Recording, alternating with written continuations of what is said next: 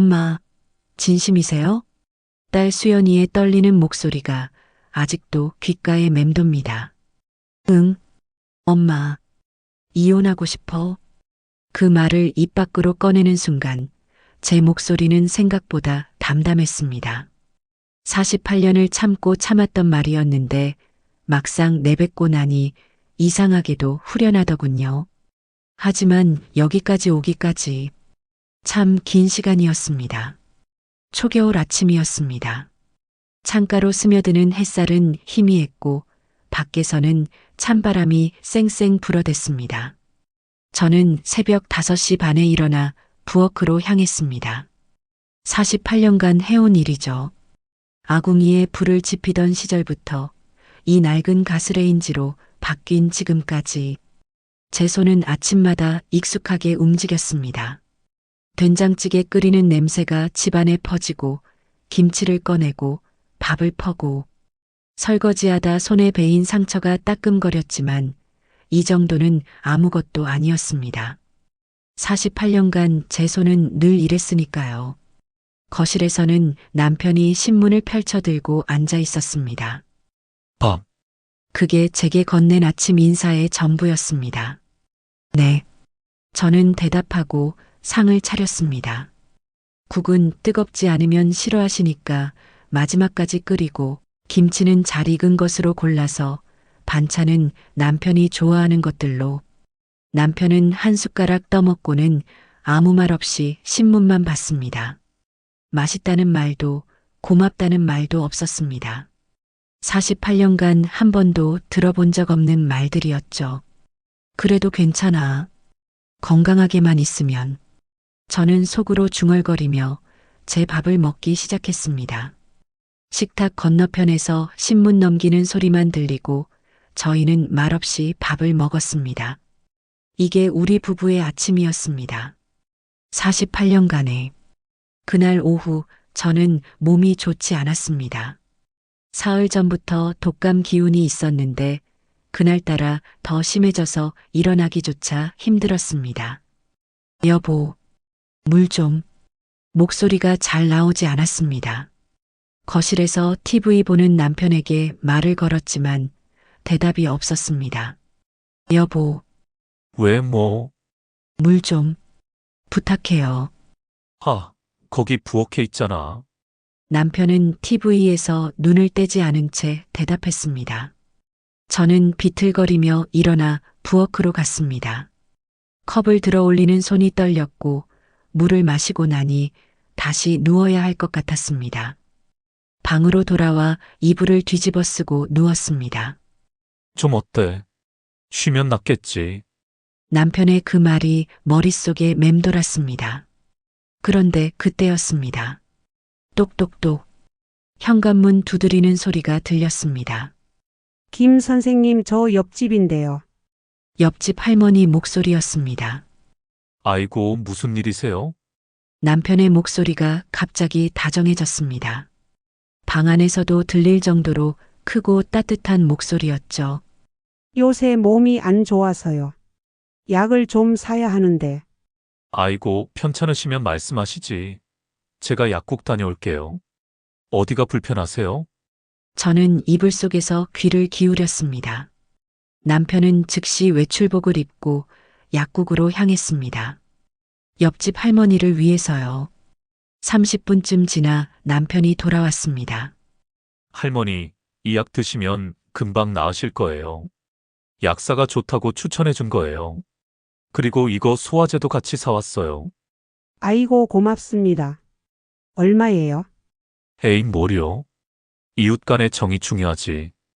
편찮으시면 언제든 말씀하세요. 남편의 목소리는 햇살처럼 따뜻했습니다. 저는 방 안에서 그 대화를 듣고 있었습니다. 그리고 천천히 이불을 머리까지 뒤집어 썼습니다. 눈을 감았지만 눈물이 흘러나왔습니다. 나는 사흘째 알아누워 있는데 물 한 잔 떠다 주지 않으면서 옆집 할머니는 약까지 사다 주시네. 그날 밤 남편은 저녁상 앞에서 흐뭇한 표정으로 말했습니다. 오늘 옆집 할머니가 얼마나 고마워하던지. 눈물까지 글썽이시더라고. 저는 식은 국을 떠먹으며 아무 말도 하지 않았습니다. 할 말이 없었습니다. 아니, 너무 많았지만 입 밖으로 꺼낼 용기가 없었습니다. 며칠 뒤였습니다. 저는 새벽부터 일어나 부엌에 섰습니다. 오늘은 특별한 날이었으니까요. 48번째 결혼기념일. 48년 전 24살의 제가 26살의 그 사람과 혼례를 올린 날이었습니다. 저는 전을 부치기 시작했습니다. 남편이 좋아하는 동그랑땡, 김치전, 호박전, 나물도 무치고 갈비찜도 정성스럽게 만들었습니다. 오늘만큼은 단둘이 조용하게 밥이라도 먹었으면 제 소원은 그것뿐이었습니다. 거창한 외식도 비싼 선물도 필요 없었습니다. 그냥 마주 앉아 밥 한 끼 같이 먹으면서 수고했어요. 한마디만 들을 수 있다면. 오후 3시 저는 차린 음식상을 바라보며 남편을 기다렸습니다. 거실 시계 초침 소리가 유난히 크게 들렸습니다. 째깍째깍. 3시 30분이 되자 남편이 방에서 나왔습니다. 외출복을 단정하게 차려입고 계셨습니다. 어디 가세요? 오늘 경로당 봉사 가는 날이야. 저녁 때나 올게. 남편은 현관으로 향했습니다. 저기, 제 목소리가 떨렸습니다. 오늘이 무슨 날인지 아세요? 남편이 잠시 멈칫했습니다. 무슨 날? 잊었네. 잠깐의 침묵. 그럼 저녁에 먹자. 늦지 않게 올게. 쾅! 문 닫히는 소리가 텅 빈 집안에 울렸습니다. 저는 혼자 남았습니다. 상 위에는 아직 김이 모락모락 나는 음식들이 있었습니다. 새벽부터 5시간을 매달려 만든 음식들. 저는 그 앞에 그대로 주저앉았습니다. 시계를 봤습니다. 3시 40분, 4시, 5시, 6시. 음식에서 김이 사라졌습니다. 저는 식어서 딱딱해졌고 나물은 색이 바랬습니다. 저는 움직이지 않았습니다. 그냥 앉아서 식어가는 음식들을 바라만 봤습니다. 48년을 같이 살았는데 결혼기념일도 잊으시네. 저녁 8시가 넘어서야 남편이 돌아왔습니다. 손에는 경로당에서 나눠주고 남은 선물 꾸러미가 들려 있었습니다. 아, 배고파. 오늘 경로당 어르신들이 얼마나 좋아하시던지. 다들 내가 준비한 선물 받고 감동하셨어. 남편은 흐뭇한 표정으로 말했습니다. 저는 일어나서 식은 음식을 데우기 시작했습니다. 전자레인지 돌아가는 소리, 윙 하는 그 소리가 제 귓가에 시끄럽게 울렸습니다. 내가 뭐 하는 건가? 그날 밤 저는 음식을 다 치우고 나서 작은 방에 혼자 앉아 있었습니다. 눈물이 나올 것 같았지만 울음도 나오지 않았습니다. 48년간 너무 많이 울어서 이제는 눈물도 마른 것 같았습니다. 정말이지. 나는 이 집에서 뭐란 말인가? 밥 차려주는 사람? 빨래하는 사람? 청소하는 사람? 48년을 이렇게 살았는데 결혼기념일 하나 기억 못 하시네. 그러면서 경로당 할머니들 생일은 다 챙기시고 이웃들한테는 그렇게 잘하시면서 나한테는 왜? 저는 창밖을 바라봤습니다. 차가운 겨울바람이 나뭇가지를 흔들고 있었습니다. 앙상한 가지들이 바람에 쓸쓸하게 흔들리는 모습이 꼭 제 모습 같았습니다. 며칠 뒤 저는 친구 명숙이의 반찬 가게에 갔습니다. 작지만 따뜻한 그 가게는 제가 숨 쉴 수 있는 유일한 공간이었습니다. 정호가 얼굴이 왜 그래? 무슨 일 있어? 명숙이가 걱정스러운 얼굴로 물었습니다. 저는 한참을 말없이 앉아 있다가 조심스럽게 입을 열었습니다. 명숙아, 너 이혼했다며.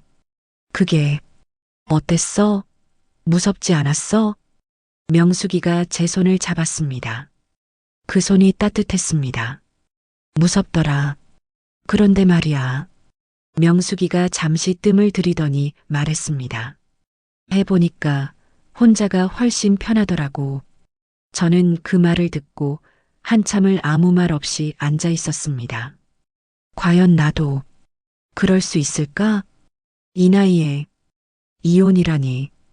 하지만 마음 한켠에서는 작은 목소리가 들렸습니다. 이대로 살다가 이대로 죽는 건 싫어. 그로부터 일주일쯤 지났을까요? 저는 무릎 통증이 심해져서 병원에 갔습니다. 혼자서요. 남편한테 말했지만 병원? 알아서 다녀와 그게 전부였으니까요. 정형외과 진료실. 의사 선생님이 엑스레이 사진을 보더니 고개를 저었습니다. 어머님, 이거 많이 안 좋으신데요. 관절이 많이 닳았어요. 그럼 어떻게 해야 하나요?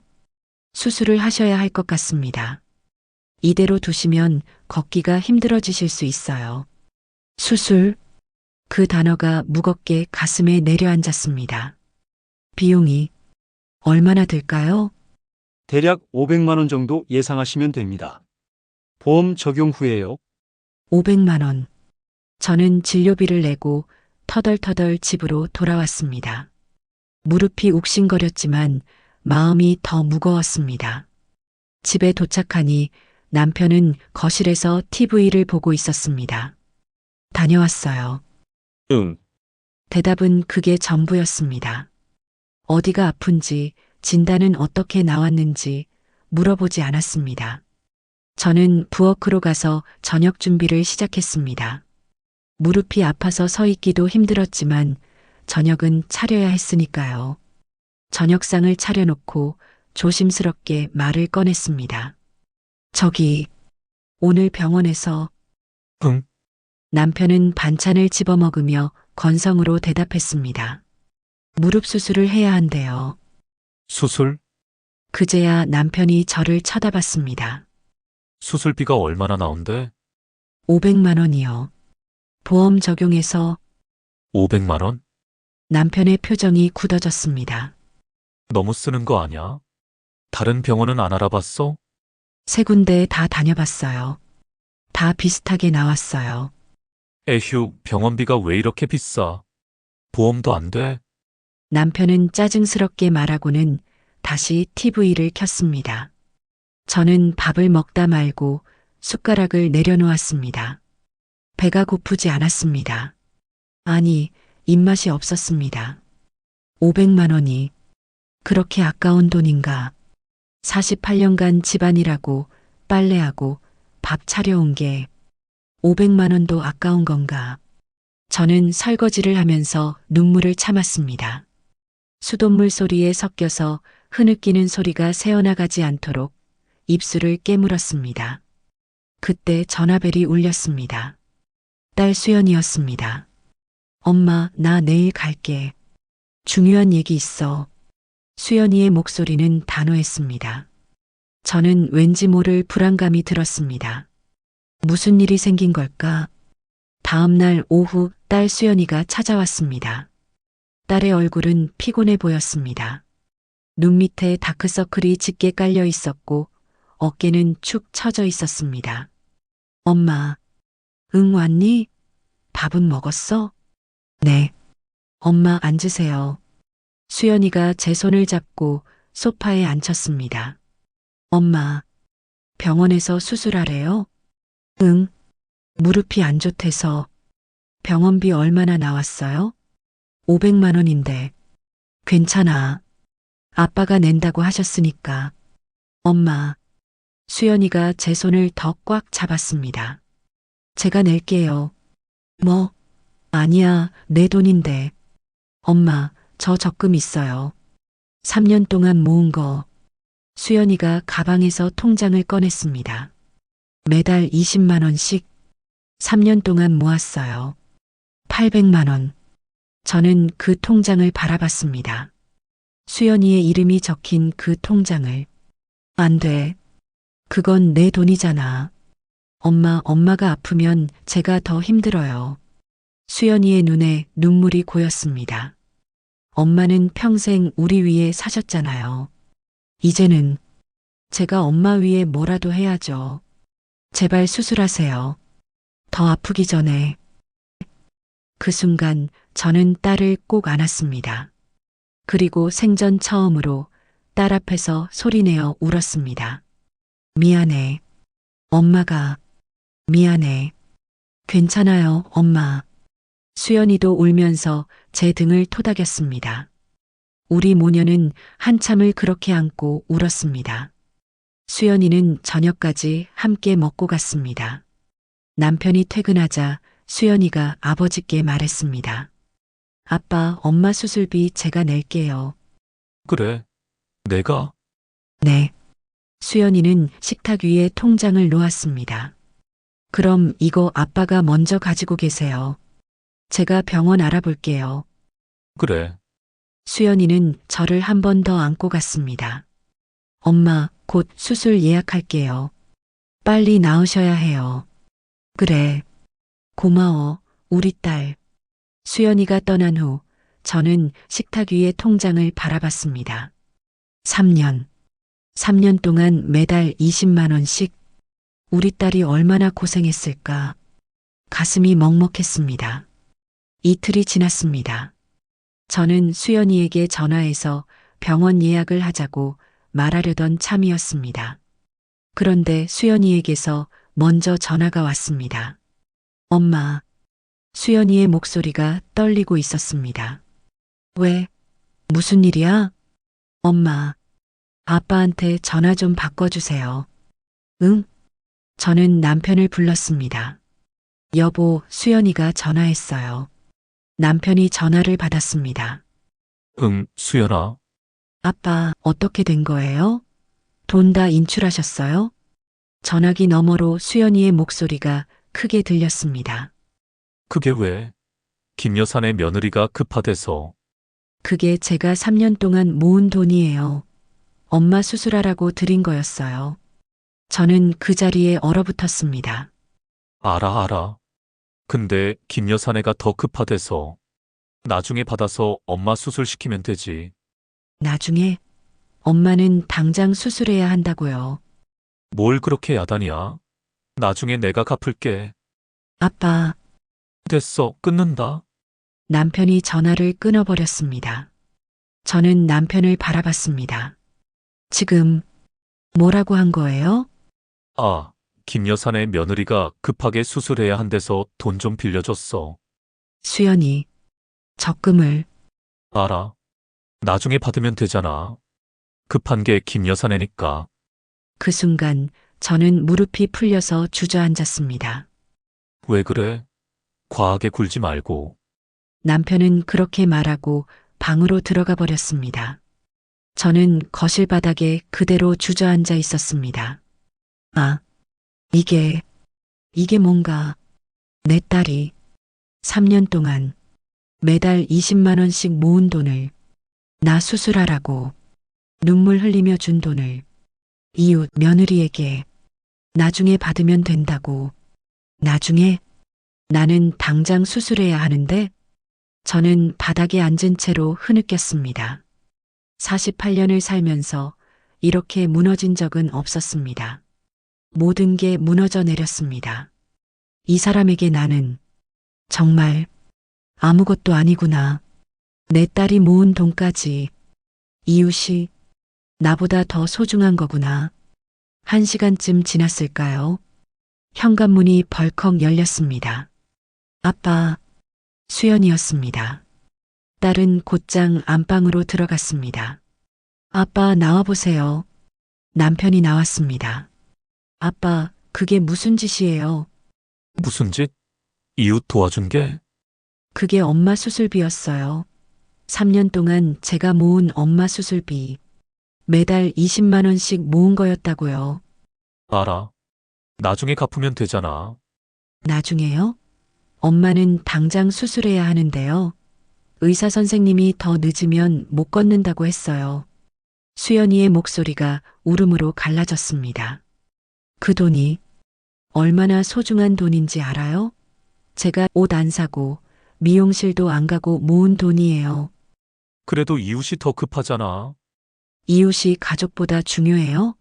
엄마보다? 넌 지금 뭐 하는 거야? 애비한테 대드는 거야. 남편의 목소리도 높아졌습니다. 저는 부엌에서 그 광경을 지켜봤습니다. 아빠는 이웃은 가족보다 소중하신가 봐요.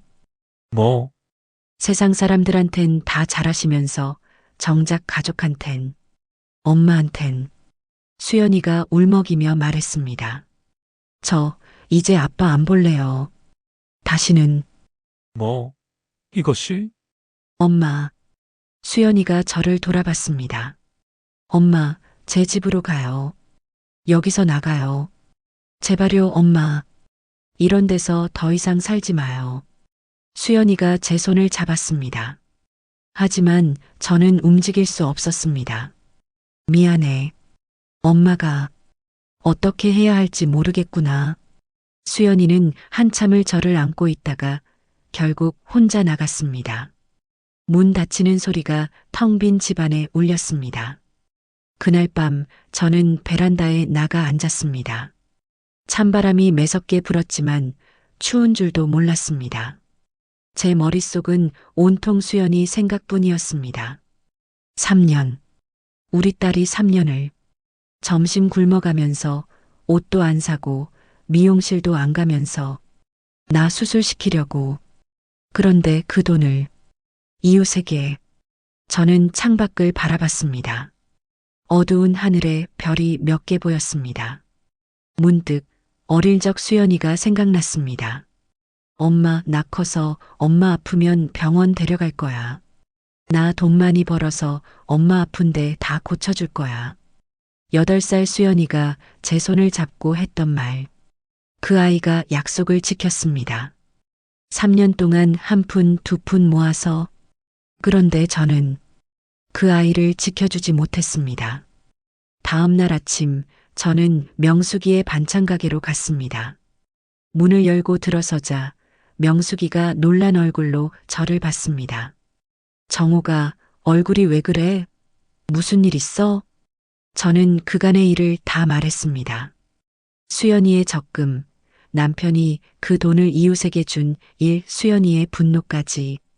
명숙이는 한참을 말없이 듣더니 한숨을 깊게 쉬었습니다. 명숙아. 저는 명숙이를 바라봤습니다. 나 이혼하고 싶어. 명숙이의 눈이 커졌습니다. 진심이야? 응. 제 목소리는 떨렸지만 확신에 차 있었습니다. 무섭긴 해. 이 나이에 혼자 산다는 게 막막하기도 하고. 근데 이대로는 더 못 살 것 같아. 제 눈에서 눈물이 흘러내렸습니다.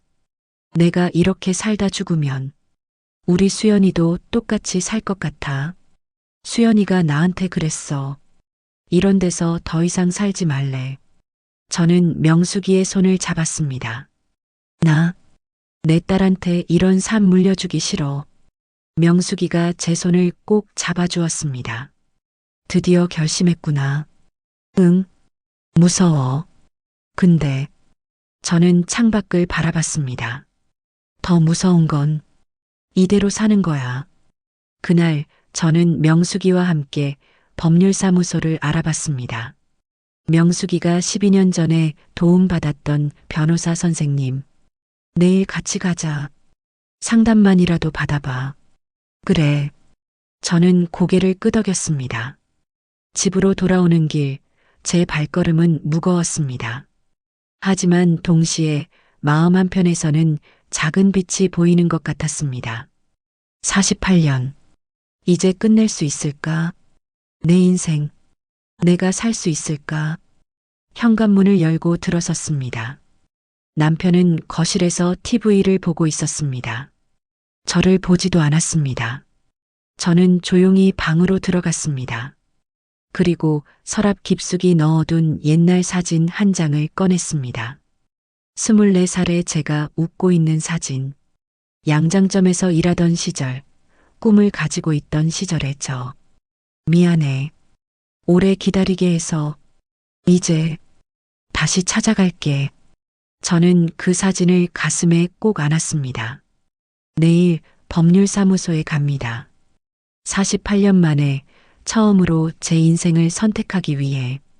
다음 날 오후 저는 명숙이와 함께 법률사무소에 갔습니다. 정민아 변호사님 계세요? 네, 예약하셨나요? 네, 2시에 이정옥.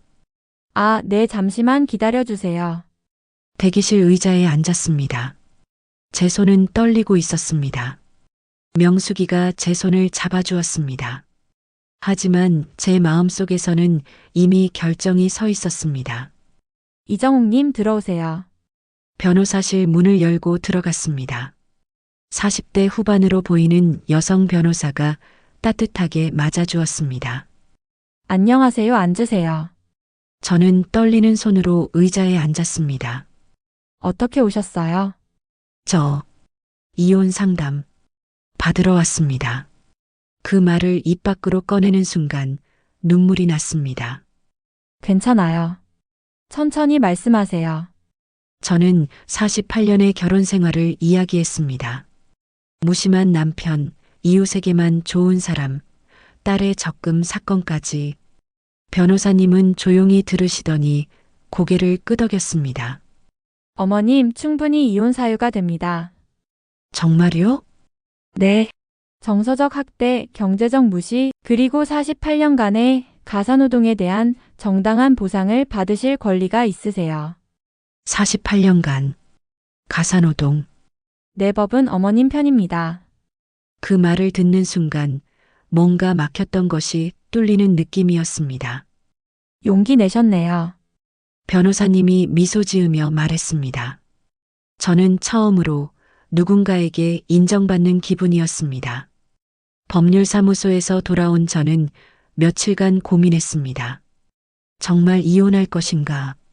이 나이에 혼자 살 수 있을 것인가? 하지만 매일 아침 남편의 무심한 얼굴을 보며 저는 확신했습니다. 이대로는 안 된다고. 그날 저녁이었습니다. 저는 남편이 저녁을 먹고 나서 조용히 말했습니다. 여보, 할 말이 있어요. 응. 남편은 TV 리모컨을 들고 있었습니다. 저 이혼하고 싶어요. 리모컨이 바닥에 떨어졌습니다. 뭐?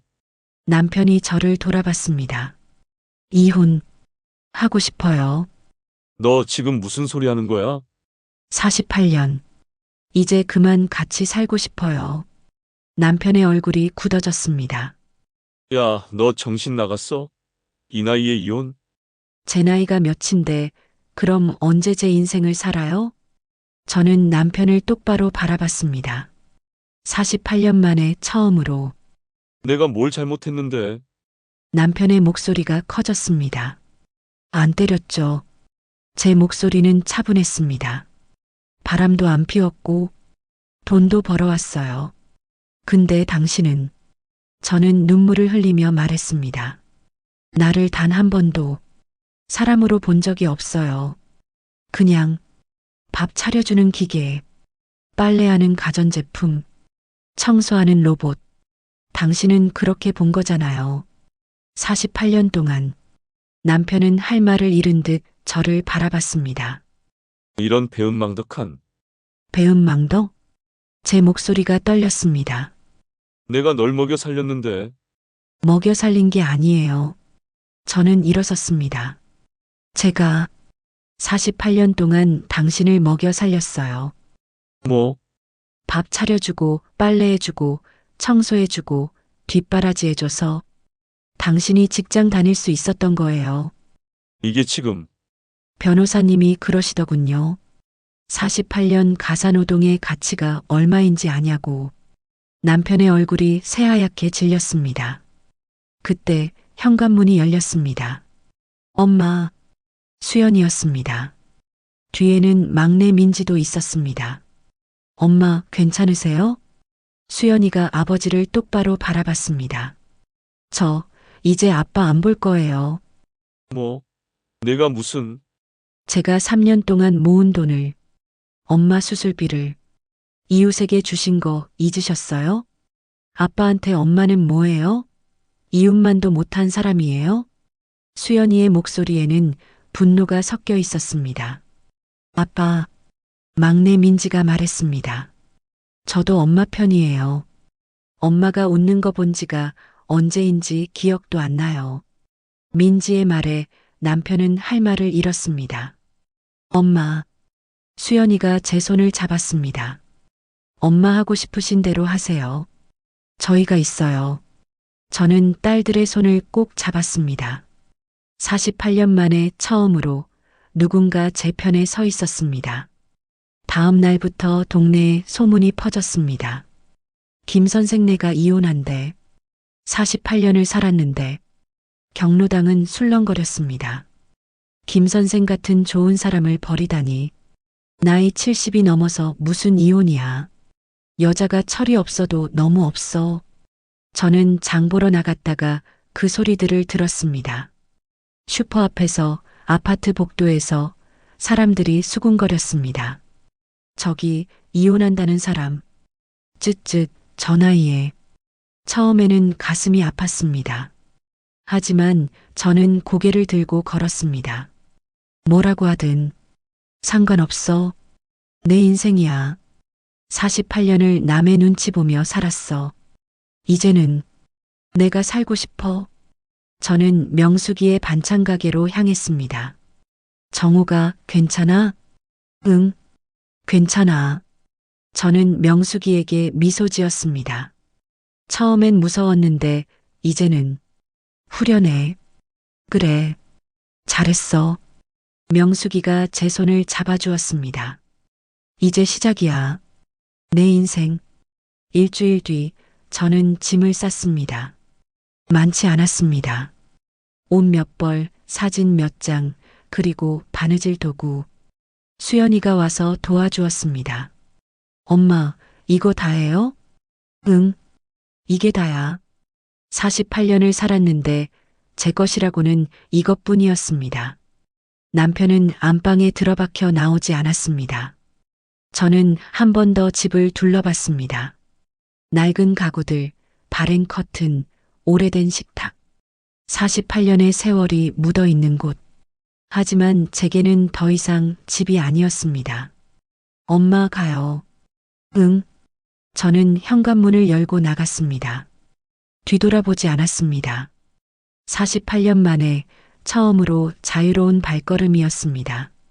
수연이의 차를 타고 가면서 저는 창밖을 바라봤습니다. 겨울 나무들이 앙상한 가지를 흔들고 있었습니다. 엄마, 제 집에서 지내다가 원룸 구하면 돼요. 고마워, 수연아. 당연한 거예요. 차는 아파트 단지를 벗어났습니다. 48년을 살았던 그곳을 저는 뒤로 했습니다. 이제 어떻게 살아가지? 무섭기도 하고 막막하기도 하고 하지만 동시에 가슴 한편에서는 무언가가 설레고 있었습니다. 내 인생, 이제 시작이야. 이혼한 지 석 달이 지났습니다. 저는 작은 원룸에서 눈을 떴습니다. 커튼 사이로 햇살이 따스하게 들어왔습니다. 예전 집에서는 한 번도 느껴보지 못한 햇살이었습니다. 저는 침대에서 일어나 창문을 열었습니다. 봄바람이 불어왔습니다. 3월의 바람은 따스했습니다. 좋다. 저는 혼자 중얼거렸습니다. 48년 만에 처음으로 아침이 좋았습니다. 저는 일주일에 3번 명숙이의 반찬 가게에서 일했습니다. 정우가 이 나물 좀 묻혀줄래? 그래. 저는 나물을 묻히며 흥얼거렸습니다. 너 노래 부르네? 명숙이가 깜짝 놀란 표정으로 말했습니다. 응? 내가? 너 노래 부르는 거 처음 봐. 저도 놀랐습니다. 제가 노래를 부르고 있었다는 것을. 요새 기분이 좋아서 그런가 봐. 그래. 얼굴도 많이 밝아졌어. 명숙이가 웃으며 말했습니다. 정우가 너 손재주 좋잖아. 뭐 만들어 볼래? 수세미 같은 거. 요새 천연 수세미 찾는 사람 많거든. 내가 옛날에 뜨개질 잘했잖아. 저는 집에 가서 털실을 샀습니다. 오랜만에 뜨개질 바늘을 잡았습니다. 손은 기억하고 있었습니다. 48년 전 양장점에서 일하던 그 손이 수세미를 뜨는데 시간 가는 줄 몰랐습니다. 이렇게 내가 하고 싶은 걸 하는 게 이렇게 좋은 거구나. 일주일 뒤 저는 수세미 10개를 만들어 명숙이에게 가져갔습니다. 오, 이거 예쁘다. 가게에 놓아볼게. 팔릴까? 당연하지. 그리고 정말로 수세미는 하루 만에 다 팔렸습니다. 정우가 손님들이 더 만들어 달래. 명숙이가 신이 나서 전화했습니다. 저는 그 말을 듣고 가슴이 뛰었습니다. 내가 만든 걸 누군가 사가는구나. 내가 필요한 사람이구나. 어느 봄날 오후였습니다. 딸 수연이가 손주들을 데리고 찾아왔습니다. 똑똑똑. 엄마, 저예요. 저는 얼른 문을 열었습니다. 어머, 우리 손주들. 어서 와. 8살 손녀 지우가 제게 달려왔습니다. 손녀가 방 안을 이리저리 뛰어다녔습니다. 엄마, 잘 지내시죠? 수연이가 제 손을 잡았습니다. 응. 엄마 요새 정말 좋아. 보기 좋아요. 얼굴이 많이 밝아지셨어요. 수연이가 미소 지었습니다. 엄마. 수연이가 제 손을 꼭 잡았습니다. 행복하세요? 저는 딸을 바라봤습니다. 응. 행복해. 그리고 처음으로 진심으로 미소 지었습니다. 48년 만에 처음으로 짓는 진짜 미소였습니다. 그 무렵 남편 철수는 혼자 된 집에서 살고 있었습니다. 아파트는 점점 지저분해졌습니다. 설거지가 쌓여 있고 빨래는 널려 있고 먼지가 쌓였습니다. 철수는 라면을 끓였습니다. 냄비를 찾는데도 한참이 걸렸습니다. 48년간 당연히 있던 것들이 이제는 없었습니다. 밥상도 빨래도 청소도 그리고 아내도. 철수는 라면을 먹으며 TV를 봤습니다. 텅 빈 집이 너무 조용했습니다. 정옥이, 그 이름을 부르는 순간 철수는 깨달았습니다. 48년간 단 한 번도 제대로 불러본 적 없는 그 이름을. 하지만 이제는 늦었습니다. 경로당에 나가도 예전 같지 않았습니다. 김 선생, 마누라를 그렇게 대했어요? 이웃만 챙기고 집사람은 안 챙기셨다면서요? 사람들의 시선이 달라졌습니다. 철수는 처음으로 자기 잘못을 생각하기 시작했습니다. 하지만 여전히 인정하기는 어려웠습니다. 내가 뭘 그렇게 잘못했나? 그는 여전히 이해하지 못했습니다. 48년간 아내의 마음을 단 한 번도 본 적 없었으니까요. 48년의 침묵을 깨고 새로운 삶을 시작한 이정옥의 이야기 어떠셨나요? 때로는 용기를 내는 것이 가장 큰 사랑입니다. 자기 자신에 대한 사랑이자 사랑하는 사람들에게 보여주는 진짜 사랑이죠. 나이는 숫자일 뿐입니다. 진짜 인생은 내가 나를 선택하는 순간부터 시작됩니다. 여러분의 봄은 언제 오셨나요? 아니면 지금이 바로 봄의 시작은 아닐까요? 이 이야기가 누군가에게 작은 용기가 되었기를 바랍니다. 오늘도 들어주셔서 감사합니다. 다음 이야기에서 또 만나요. 그때까지 여러분 모두 행복하세요. 구독과 좋아요 잊지 마시고 여러분의 이야기도 댓글로 들려주세요. 안녕히 계세요.